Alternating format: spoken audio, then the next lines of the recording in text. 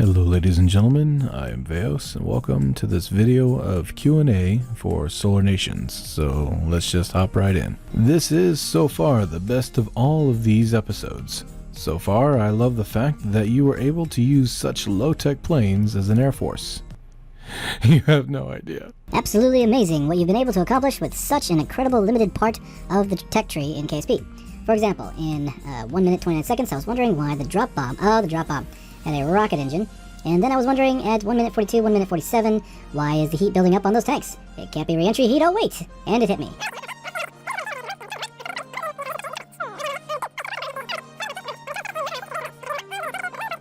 So that everything else would peel away from the center without need for the decouplers.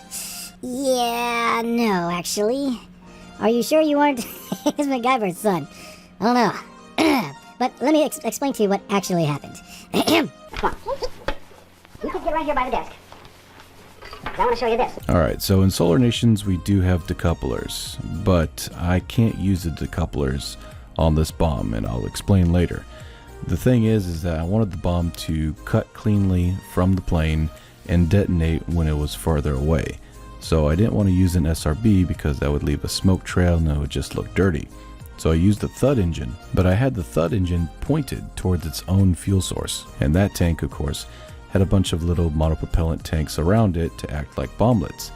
The monopropellant tanks were squeezed in just enough so that when the thud engine destroyed its own fuel source, they bounced away from each other in all directions. This would, of course, make for a spectacular carpet bomb effect. But at the same time, while the thud engine destroyed its own fuel source, it would turn off the thud engine. So I didn't have to do anything except hit a key, it would release it, and activate the engine all at the same time. I mean, I tried doing it with decouplers, but as soon as you decouple the bomb right underneath the plane, it would literally destroy the plane because the bomblets would go everywhere, 360 degrees. So the best bet was for me to build a device that allowed the entire cluster to fall from the plane in one piece, but yet detonate once it got to a safer point. Tank combat win. That opening song was reminding me of some old school Delirium Insanity. Approved.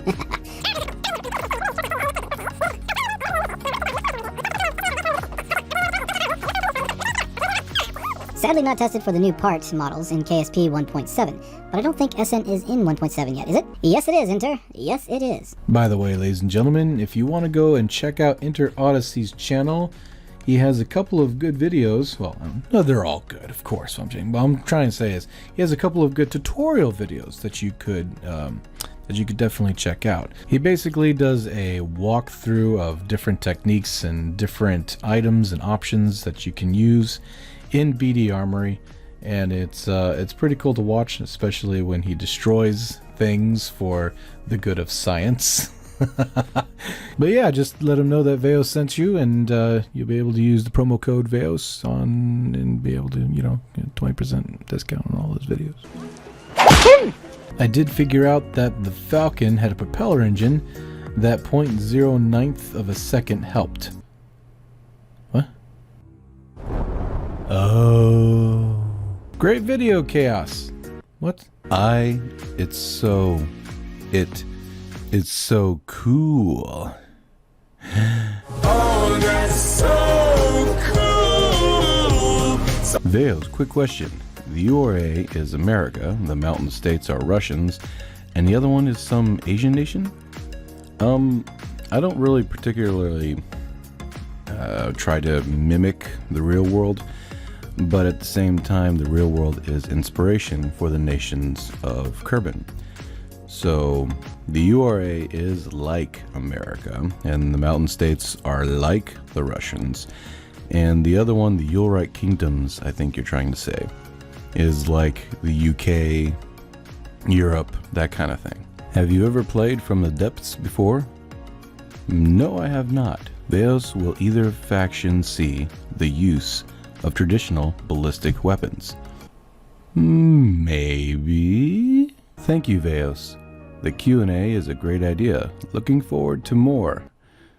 Surprise! Also, ladies and gentlemen, if you haven't already, make sure to visit Jolly Roger Aerospace channel.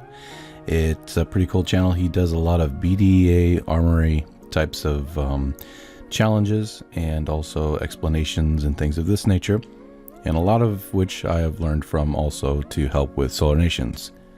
So definitely check out his channel, give him a thumbs up, like, and subscribe. Well, ladies and gentlemen, that's all I have time for today. Thank you so much for watching, and thank you so much for being a part of this channel. I am Veos, signing off, and have a good night.